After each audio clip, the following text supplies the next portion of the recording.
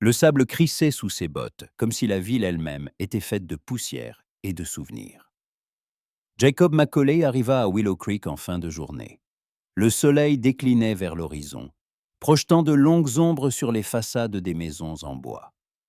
Le vent portait dans la rue des bribes de conversation, l'odeur du pain chaud, et quelque chose d'autre, d'insaisissable, d'étranger, comme si cet endroit n'attendait pas les nouveaux venus, mais les tolérait, comme on tolère la chaleur ou le cri d'un corbeau sur un toit.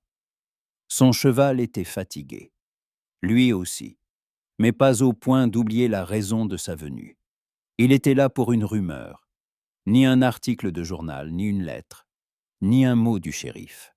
La rumeur venait d'un vagabond avec qui il avait bu à Colorado Springs 3 jours plus tôt. L'homme parlait d'une langue pâteuse, mais ses mots étaient clairs. Il y a une femme là-bas. Une rousse, avec des yeux comme l'automne au Kansas. Elle fait du pain, ça sent la cannelle. On dirait un ange tombé du ciel. Sur le moment, il ne l'avait pas cru. Comment le pourrait-il? 5 ans ça avait passé.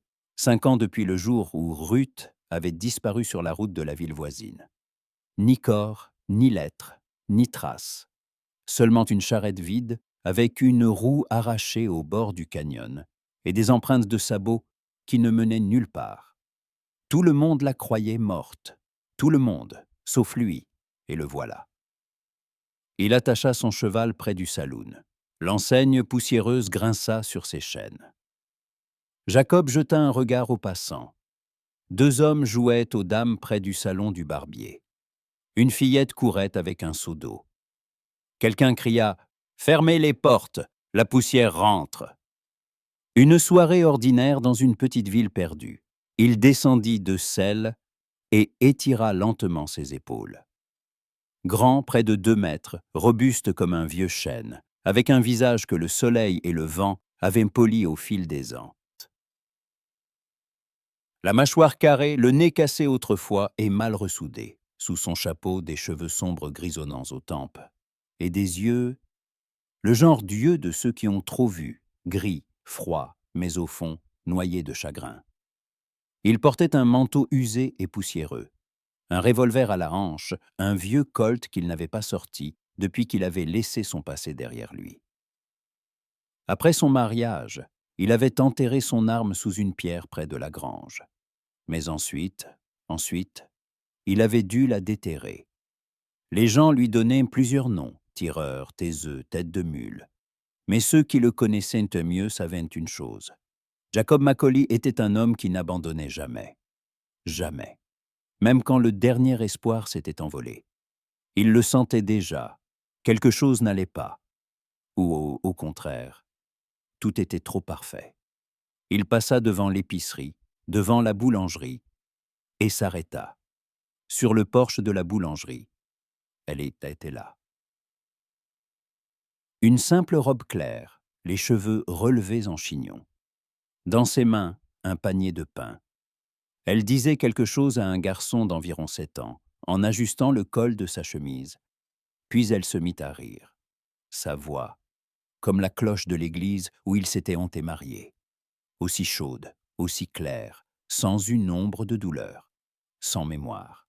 Jacob sentit sa gorge s'assécher. Ses mains tremblèrent légèrement. Il connaissait ce visage, ses yeux, ce rire. « Ruth », dit-il dans un murmure. Mais elle ne l'entendit pas, ou fit semblant de ne pas entendre, ou ne savait tout simplement pas que c'était son nom. « Monsieur, puis-je vous aider ?» demanda quelqu'un derrière lui. Jacob sursauta. C'était un jeune homme avec un bandage au bras. « Vous n'êtes pas d'ici. »« Je cherche de l'eau. »« Et du pain, » balbutia Jacob. « Pour le pain, c'est chez Madame Clayton, juste là. Madame Clayton. » Il hocha la tête et fit un pas en avant. Pendant ce temps, Ruth se tourna vers la porte de la boulangerie et entra.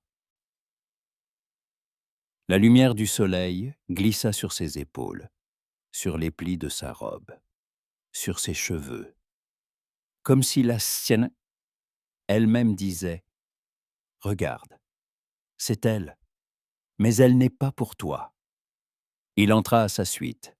La chaleur le frappa au visage. Les fours brûlaient de l'intérieur. L'air sentait de la farine, la cannelle et quelque chose du passé. Jacob eut l'impression qu'il allait entendre sa voix, comme autrefois. Déjà de retour des champs, Jake. Tu as chassé quelque chose ou je te manquais simplement? Bonsoir, dit-elle sans le reconnaître. Vous désirez du pain? Oui, répondit-il d'une voix rauque. En avez-vous de la veille? Elle sourit. Il ne reste que celui de ce matin. Il sera parfait pour des croûtons. Il hocha la tête. Il restait là sans la quitter des yeux, craignant de cligner des paupières. Est-ce que c'est ce que ça va? Demanda-t-elle en le regardant attentivement. Vous me semblez bien pâle. Il détourna le regard. Non, juste fatigué de la route. Elle lui tendit une miche, chaude. Comme à l'époque. Où avez-vous appris ça? Laissa-t-il échapper. À faire du pain comme ça. Elle parut surprise, mais répondit doucement. Dans mon enfance, je suppose. Je ne me souviens pas de tout, ajouta-t-elle d'une voix presque inaudible. Jacob se figea. Pas de tout? Non, dit-elle en haussant les épaules. Il y a eu une période où je me suis perdue. C'est ce qu'on m'a dit. On m'a trouvé dans la prairie, sans mémoire. Il faisait nuit, je ne connaissais même pas mon nom. Des gens bienveillants m'ont recueilli. Ils m'ont appelé Ruth Clayton. Mais avant, qui sait? Ruth Clayton, sans mémoire, trouvé dans la prairie. Il déglutit. Quelque chose battait dans sa poitrine, comme cette nuit-là, quand il avait prié sur le porche pour que Dieu la lui rende. Il aurait tout donné, ses bras et ses jambes, son nom, juste pour entendre sa voix à nouveau. « Comment vous appelez-vous » demanda-t-elle, se dérobant à son regard. « Jack ?» Il hésita. « Jackson Reed. » Elle hocha la tête, comme si ce nom ne lui disait rien. Bien sûr. Pourquoi le devrait-il? Enchanté de vous rencontrer, monsieur Reed. Moi de même. Il prit le pain, pailla, mais ne partit pas. Son regard était différent, doux, pas celui dont il se souvenait, mais il y avait quelque chose de familier, quelque chose qui lui appartenait. Il sortit dans la rue. Le soleil était déjà couché. Le vent agitait les drapeaux au-dessus du saloon. Il resta là, regardant la fenêtre de la boulangerie, et pour la première fois depuis des années, il ne savait pas quoi faire. Il avait tout, la preuve, la voix, le visage. Elle était vivante, tout près, mais elle n'était pas à lui, pas encore. La ville dormait profondément, comme dorment ceux qui vivent loin, loin des frontières, et plus près de Dieu. Seul le saloon était encore éclairé. Deux hommes fatigués finissaient une partie de poker, tandis que le barman, plissant les yeux, lavait des verres, comme si chacun était une offense personnelle. Jacob était assis près de la fenêtre, adossé à sa chaise. À côté de lui, un verre de bourbon intact se couvrait de buée, comme un homme à confesse. Il regardait à travers la vitre trouble vers la boulangerie qui s'assombrissait, la petite maison avec son enseigne, où elle vivait maintenant, sous un autre nom, avec d'autres souvenirs. Il sortit de sa poche une vieille photographie, celle qu'il avait glissée dans sa poche de poitrine après leur mariage. Elle était un peu usée. On y voyait Ruth, dans une simple robe blanche, une couronne de fleurs des champs dans les cheveux, souriant légèrement de côté, comme avec timidité. Il ne savait pas pourquoi il l'avait sortie. La photo ne lui rendrait pas la mémoire. Et la mémoire est une chose perfide. Parfois, il vaut mieux ne rien se souvenir que de découvrir qui l'on était. « Qu'est-ce que tu regardes comme ça, l'étranger » demanda le barman sans lever les yeux. « Je ne fixe pas. Je regarde. Par ici, on n'aime pas qu'on nous dévisage. » Ça finit par irriter. Jacob ne répondit pas.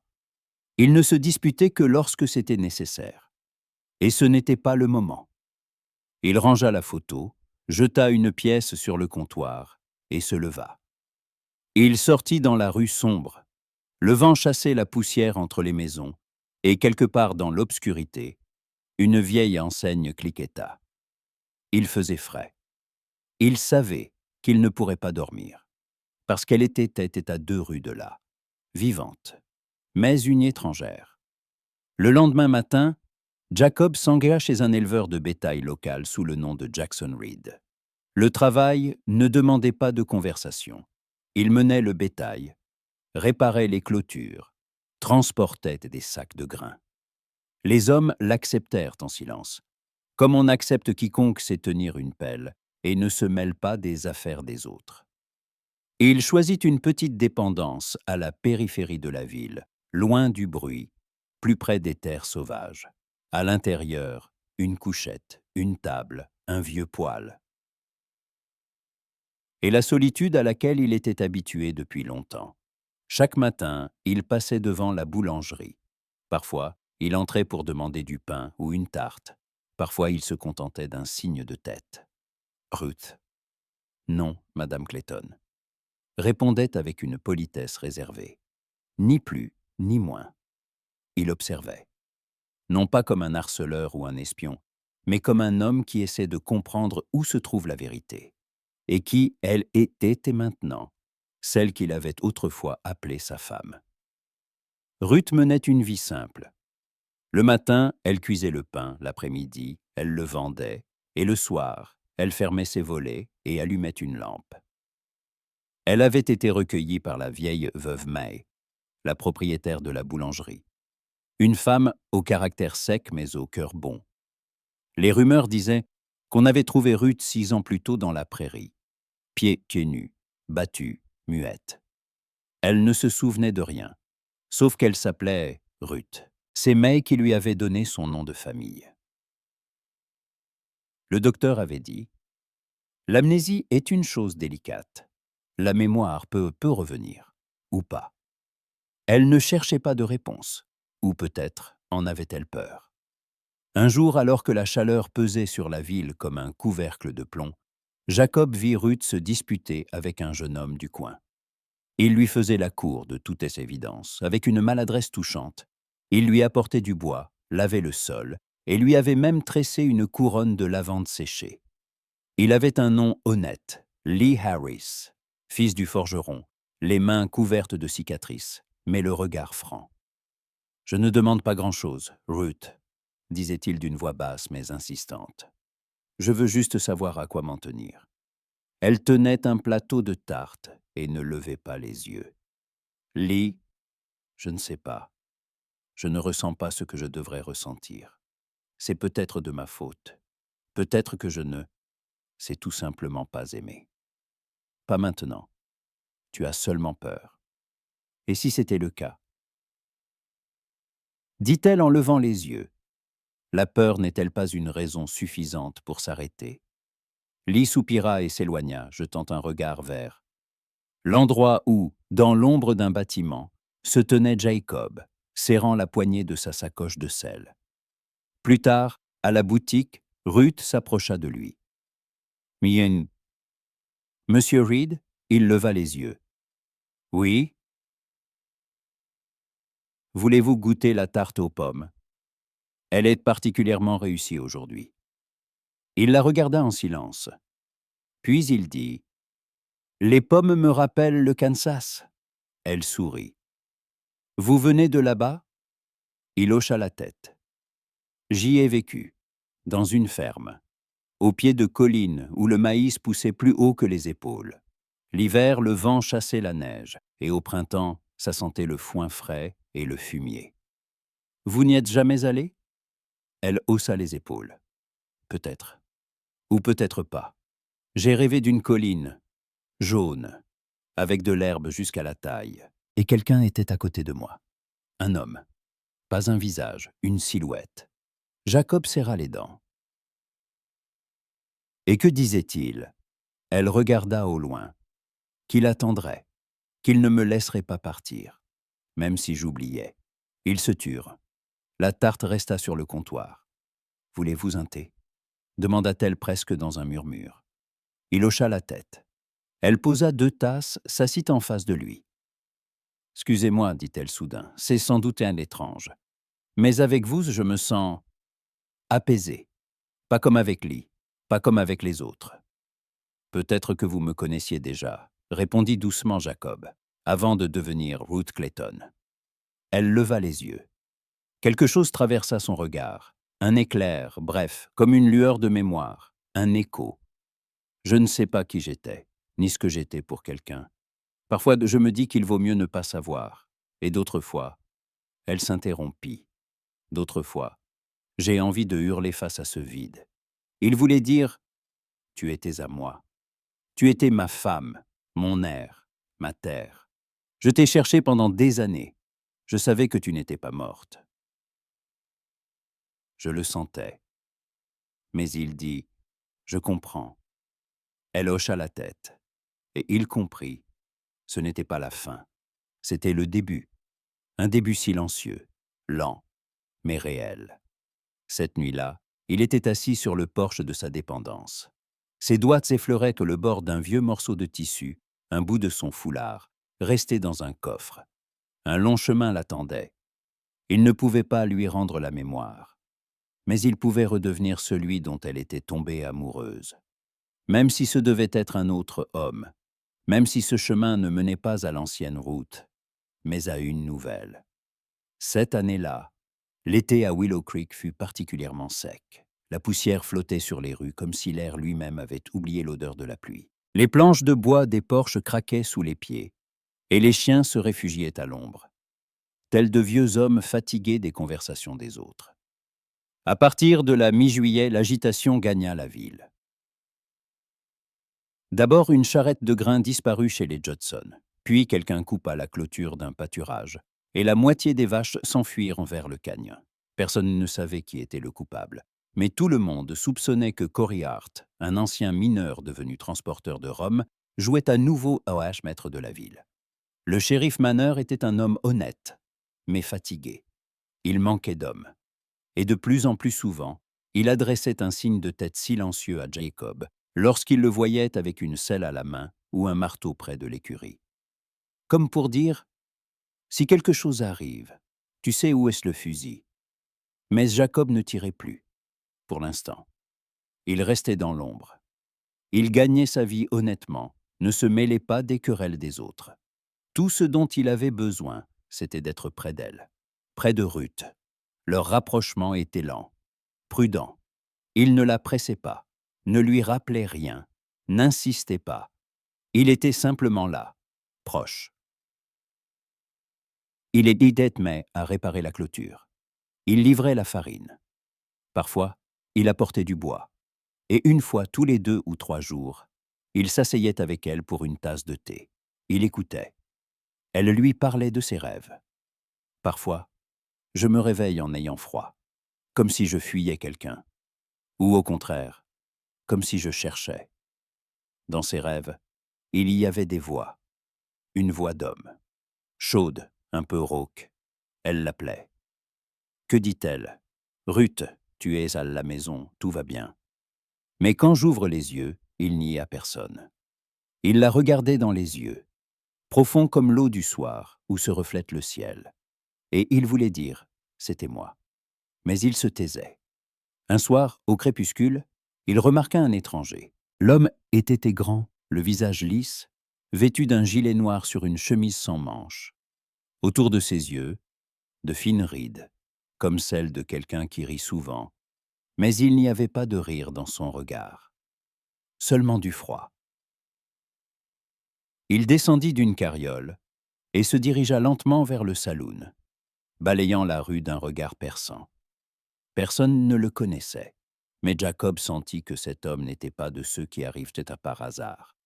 Plus tard, le shérif lui dit « Il prétend s'appeler Dale Marsh. Il cherche quelqu'un, une femme.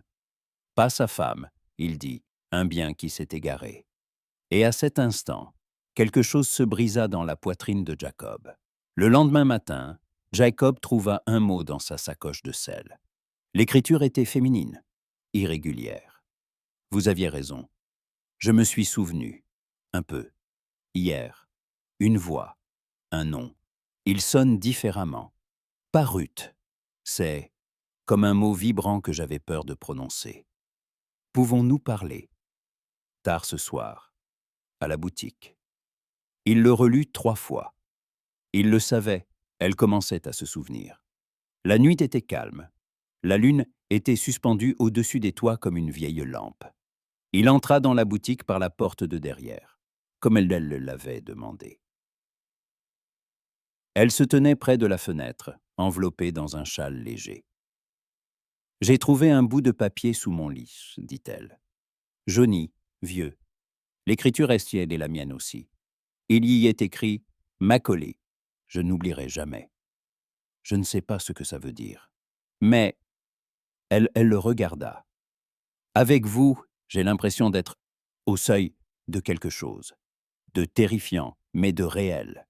Il voulut la prendre dans ses bras, lui dire la vérité, tout lui raconter, mais il n'en eut pas le temps. On frappa à la porte. « Ouvre, Clayton, je sais que tu es là. » Dale Marsh. Il se tenait dans l'ombre, derrière la porte. Et sa voix n'avait pas besoin de frapper. C'était comme s'il s'introduisait non pas dans la boutique, mais dans son esprit. « Qui est-ce » murmura Ruth. « Celui que tu fuyais, peut-être, » répondit Jacob. Elle pâlit. J'ai rêvé de lui. Parfois.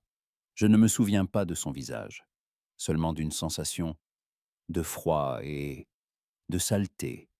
Ses mains sur moi. Jacob serra les poings. « Tu n'as rien à craindre. » Il s'approcha de la porte. Il l'ouvrit. « Va-t'en, » dit-il calmement. Marsh ne parut pas surpris. « Et qui es-tu, toi ?»« Simplement un homme qui n'aime pas qu'on chasse les femmes comme des objets. » Marsh eut un sourire méprisant. « Elle est à moi. J'ai les papiers. Achetée comme servante. À El Paso. Pour 3 ans. Puis elle a disparu. Je viens juste récupérer ce qui m'appartient. Tes papiers, tu peux les mettre au feu, ce n'est pas un objet. » Marsh sortit un pistolet. « Dégage, cow-boy !» Jacob se tint fermement. « Non. » Ruth sortit de derrière son dos. « Je ne suis pas à toi. J'étais la femme d'un autre. Je me souviens. Par bribes. Mais ce n'était pas toi. Ça n'a jamais été toi. » Marsh fit un pas en avant. Clic. Le revolver de Jacob était dans sa main plus vite que Marsh n'eut le temps de comprendre ce qui se passait. « Il n'y aura pas de seconde chance, » dit-il sans élever la voix. « Disparaît. Avant l'aube. » Marsh resta un instant immobile. Puis il eut un rictus, et il partit. On ne le revit plus jamais en ville. Cette nuit-là, Ruth s'assit à côté de Jacob sur le porche. Il se taisait, elle aussi. Puis soudain, elle dit « Macaulay ?» C'était mon nom, n'est-ce pas? Il hocha la tête. « Tu étais ma femme, Ruth Macaulay. Nous vivions dans une ferme, ensemble, jusqu'au jour où tu as disparu. » Elle ferma les yeux. Des larmes perlèrent sur ses cils. « J'ai l'impression que mon âme le sait, mais que mon esprit résiste encore. »« Ne te presse pas, » dit-il. « Tu n'as pas besoin de te souvenir de tout d'un coup. L'important, c'est que tu sois là, ici, vivante. » Elle posa sa main sur la sienne. « Je ne me souviens pas des détails, mais je sais une chose. » « Quoi ?»« Je te crois. » Septembre s'installa à Willow Creek sur des pattes de velours. Le brouillard matinal enveloppait les rues comme un vieux châle, sentant la lavande et le temps. La boulangerie se réveillait toujours la première, avant les coqs, avant le bruit des roues, avant les voix humaines. Mais maintenant, quelque chose avait changé, depuis que la vérité avait été dite, même si ce n'était pas tout de suite.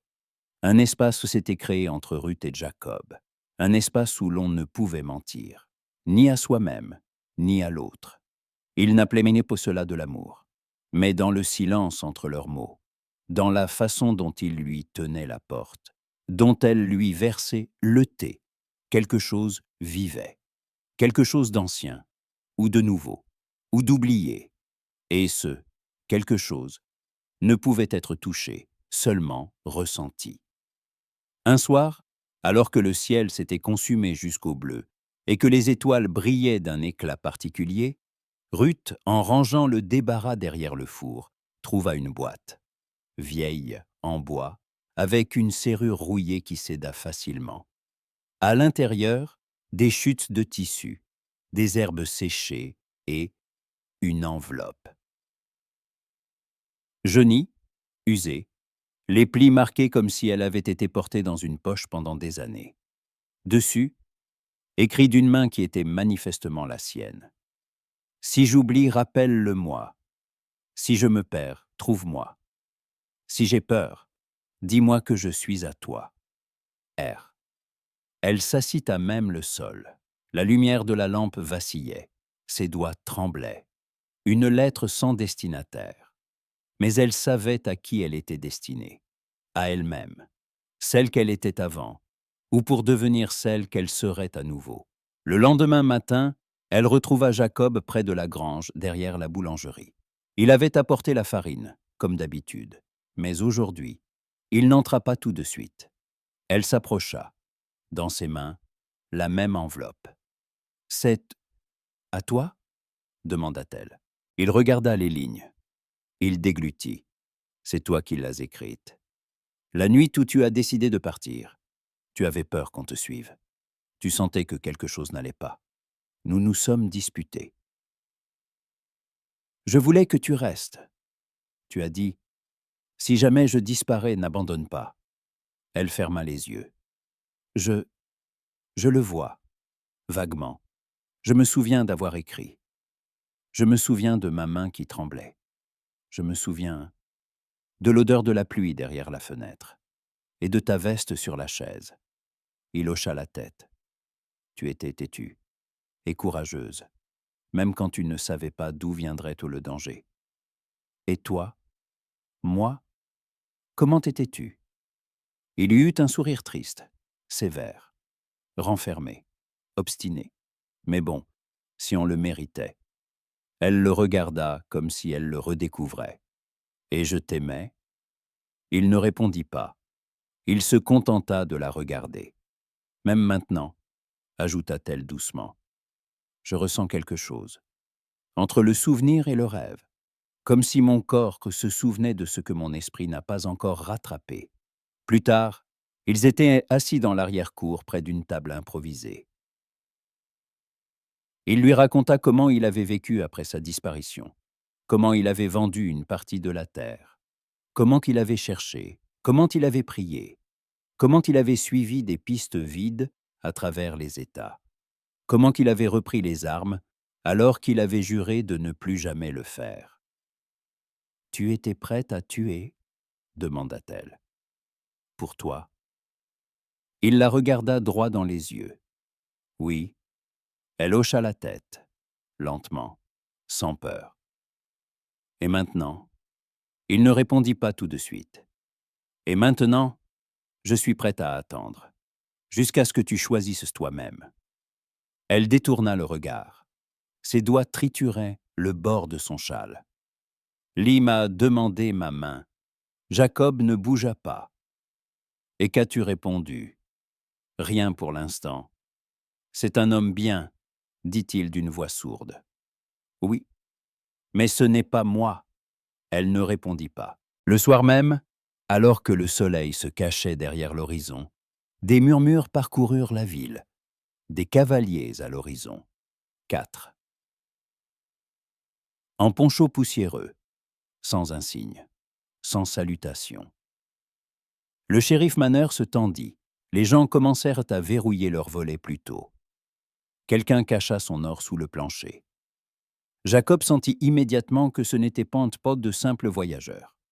Ils cherchaient quelque chose. Et ce, quelque chose, se trouvait à Willow Creek. 2 jours plus tard, ils entrèrent dans le saloon. L'un d'eux, large d'épaules, avec une cicatrice blanche sur la joue, demanda « Est-ce qu'une femme du nom de Clayton vit dans cette ville ?» Le barman haussa les épaules. « Il y a beaucoup de Clayton ici. Il y a le forgeron, la veuve. »« Non, dit l'homme, une rousse, les yeux bruns, Elle sent les brioches et la cannelle. Tous dans le saloon se turent. Le shérif se leva. « Et qui êtes-vous, Des amis de vieille dette. » Et c'est alors que Jacob se leva, lentement, sans mouvement brusque. « Ces dettes ne sont pas ici, et elles ne concernent pas ceux qui n'ont pas de mémoire. » Les 3 autres cavaliers se levèrent. Leurs mains se posèrent sur leurs holsters, et de nouveau, le silence s'abattit sur la ville. À l'aube, Ruth se tenait à la fenêtre et le regardait partir. Pas vers la grange, ni vers le chariot, mais vers les limites de la ville, dans la direction où commençait le désert et où finissait la protection. Il partait avec son revolver et avec une lettre, sa lettre, pliée dans sa poche de poitrine. Elle savait où il allait. Elle savait pourquoi. Elle savait qu'il était toujours celui qu'elle avait aimé autrefois. La poussière se soulevait au-dessus de la rue, comme si la terre même de Willow Creek essayait de cacher ce qui allait se produire. La matinée commença dans le silence. Pas de chant de coq, pas de cris sur le marché. Même le grincement du puits semblait plus discret aujourd'hui. Tout le monde savait, quelque chose allait arriver. Mais personne ne savait qui ne rentrerait pas chez soi. Jacob se réveilla tôt. Il prépara son arme, la huila, vérifia chaque balle. Il n'avait pas touché son revolver depuis des mois. Mais sa main ne tremblait pas. Seulement son cœur, qui semblait battre non pas dans sa poitrine, mais dans sa gorge. Sur la table reposait sa lettre. Ce même bout de papier sur lequel elle avait écrit un jour pour elle-même, et pour lui, « Si j'ai peur, dis-moi que je suis à toi. » Il ne savait pas si elle s'en souvenait entièrement maintenant, mais il savait, lui, qu'il était toujours à elle. Les cavaliers, les 4, apparurent vers midi. Lentement, sans se presser, ils entrèrent au centre de la ville et s'arrêtèrent près du puits. Le shérif était déjà là. Lee, le forgeron, et 2 ou 3 autres hommes du coin étaient également venus. Ils se tenaient en retrait, armés de fusils, mais sans grande expérience. Ceux d'en face, eux, en avaient. Trop. Le chef, celui avec la cicatrice blanche sur la joue, parla calmement. « Nous ne cherchons pas le sang, nous voulons seulement ce qui ne vous appartient pas. » Le shérif demanda « Quoi exactement ?»« La femme, la rousse, Ruth. »« Elle est libre, » répondit le shérif. « C'est une citoyenne. Elle vit ici avec la permission de la ville, sous la protection de la loi. » L'homme à la cicatrice eut un sourire méprisant. « La loi ? Dans ce cercueil poussiéreux ? La loi par ici, c'est celui qui a le bras le plus solide. » Il tira sur ses rênes. Les chevaux renâclèrent. Et c'est alors que, à l'écart de la foule, Jacob s'avança. « Dans ce cas, nous allons avoir une conversation. » D'homme à homme, l'homme à la cicatrice le dévisagea. « Jackson Reed, Macaulay. » L'autre haussa un sourcil. « Alors c'est bien le mari. J'avais entendu dire que tu étais mort. Presque. Et qu'es-tu maintenant? Assez vivant pour te déplaire. » L'homme sortit un cigare, l'alluma, sans se presser. « Elle n'est pas à toi. Elle était à nous. Elle est partie quand elle n'aurait pas dû. » Ce n'était pas un objet. Elle ne l'a jamais été. Tu veux te battre pour elle? Je ne le veux pas. Mais s'il le faut, je mourrai avant de la laisser. L'homme plissa les yeux. Et c'est ça ton amour? Des balles et des cris? Non. Mon amour, c'est ce qui fera de toi de la poussière. Les secondes s'étirèrent dans l'air. La ville retenait son souffle, les femmes derrière les rideaux, les enfants dans les caves. Et à cet instant, de l'autre bout de la rue, vêtue d'une robe blanche, apparut Ruth. Elle marchait lentement, comme si elle n'avait pas peur, comme si elle se souvenait de qui elle était. Et c'était peut-être le cas. Elle s'arrêta à côté de Jacob, posant une main sur son coude. « Je te reconnais. Maintenant, entièrement. » Il plongea son regard dans le sien. Ni peur, ni doute. Elle s'adressa aux cavaliers. On m'a appelé Clayton, on m'a appelé Ruth. On a essayé de m'acheter, de me soumettre, de me briser. J'étais perdu. Mais maintenant, je suis retrouvé. Je ne repartirai pas avec vous, ni comme un objet, ni comme une ombre. L'homme à la cicatrice écarta son poncho. En dessous, un colt. Et si nous en décidons autrement? Jacob la protégea de son corps. Alors nous resterons ici, à 3, à 4, autant qu'il le faudra. Il le savait, ses chances de survie étaient peut-être minces, mais cela n'avait pas d'importance. Et à ce moment-là, un coup de feu retentit, du saloon, au premier étage. Le vieux Jed, un chasseur un peu sourd, mais tireur d'élite. Une balle dans l'épaule d'un des cavaliers. Une seconde plus tard, la fusillade éclata. Les balles soulevaient teintes des gerbes de poussière. La ville s'embrasa de plomb et de cris. Les chevaux se cabraient. Les fenêtres volaient en éclats. Jacob tirait avec précision, comme à autrefois, comme s'il était redevenu celui qu'il était avant la ferme. Il ne cherchait pas le sang, mais il protégeait. Pas la loi, pas la ville, mais celle qui se tenait derrière lui. Ruth aida le shérif à traîner un blessé. Puis, elle courut chercher des bandages. Puis elle tendit à Jacob un barillet de rechange, comme si elle avait toujours su où il se trouvait. Et en ces quelques secondes, tout revint. Ses gestes, sa voix, sa mémoire. Il se retourna, et il comprit. Elle se souvenait de lui, entièrement. Quand la poussière retomba, 2 cavaliers gisaient au sol.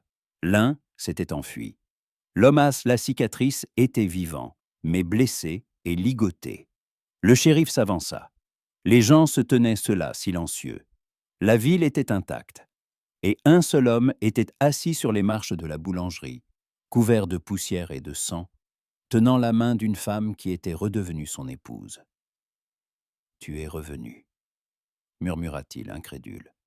« Je ne suis jamais parti, » répondit-elle en posant son front contre son épaule. « J'ai eu peur de t'avoir perdu pour toujours. » Et moi? Elle se serra plus fort contre lui. J'ai juste mis longtemps à revenir. Une semaine passa. Willow Creek s'apaisa, comme un étang après la tempête. Les gens retournèrent à leurs occupations. Les fenêtres furent réparées. Et les traces de sang dans les rues furent lavées par la pluie qui, pour la première fois depuis des mois, tomba cette nuit-là. Une pluie chaude et attendue. Seuls Jacob et Ruth savaient que cette pluie n'était pas seulement de l'eau venue du ciel. C'était une conclusion. Elle lavait l'ancien, donnait une chance au nouveau. Mais ce que serait ce nouveau, personne ne le savait encore. Il ne parlait pas beaucoup. Chaque jour, elle venait le voir dans la dépendance, qui ne sentait plus seulement la poussière, mais aussi ses pains aux tartes et le thé frais. Il réparait le toit, elle balayait le sol. Et c'était comme si tout recommençait, mais différemment. Ils ne vivaient pas ensemble, mais ils étaient un proche, sans obligation, sans « il faut », seulement avec ce qui était vrai. Un soir, en rentrant chez Mae, où elle vivait encore, Ruth trouva une boîte sous son oreiller, simple, en bois. À l'intérieur, une alliance. La même. Noircie par les années. Avec une inscription gravée à l'intérieur. Ruth, dans ce monde et dans tous les autres. Elle regarda longuement la bague. Puis elle s'assit à une table, alluma une lampe et ouvrit une page blanche. Une lettre. La deuxième. Pour elle-même. Je me suis souvenu de tout. La douleur, la joie, la poussière sur mon visage, sa voix, son épaule, ses yeux, quand il pensait m'avoir perdu. Mais maintenant, je suis différente. Et lui aussi. Nous ne pouvons pas retourner là où nous étions. Mais nous pouvons avancer, sans carte, sans garantie, seulement avec la foi. Et si jamais je me perds à nouveau, que cette lettre me rappelle, je sais retrouver mon chemin, surtout vers lui. Le lendemain, elle s'approcha de Jacob alors qu'il chargeait des sacs de grains dans une charrette. Il se redressa, essuya son front. Il sourit comme seuls savent hier le faire, ceux qui ont attendu des années sans s'autoriser à espérer. Tu as pris une décision demanda-t-il. Elle hocha la tête. Elle lui tendit la main. Il ouvrit sa paume et y vit la bague. Je ne peux pas être celle que j'étais, dit-elle, mais je peux être là, ici, avec toi, sans serment, si tu ne le veux pas, sans souvenir, si c'est douloureux, mais vraiment. Il referma sa main sur la sienne. Je ne veux pas la Ruth d'avant, dit-il doucement. Je veux celle-ci, celle qui a choisi de rester. Même si je me perds à nouveau, je te retrouverai à nouveau, autant de fois qu'il le faudra. Elle se blottit contre lui, sans mots, sans grande déclaration finale. Seulement avec un silence qui contenait tout. Le temps passa encore. La dépendance devint leur maison, la boulangerie, leur affaire commune. Ils ne disaient pas qu'ils étaient heureux. Ils vivaient, tout simplement. Parfois, il la regardait le matin, quand elle tressait ses cheveux près de la fenêtre, et il n'arrivait pas à croire que tout cela était possible.